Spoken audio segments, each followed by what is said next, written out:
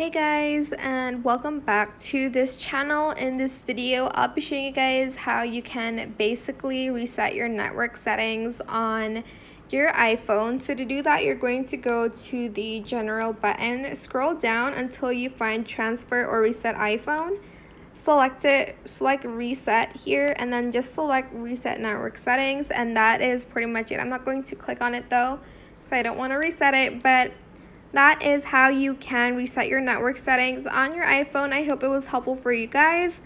Don't forget to like, comment, share, and also subscribe to this channel if you haven't done that already. If you have any more questions, just leave it in the comment section down below. I will try my best to answer them all for you guys. And if you found this video helpful, please click the thanks button as well.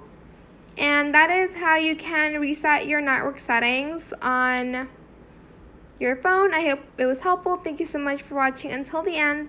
Bye.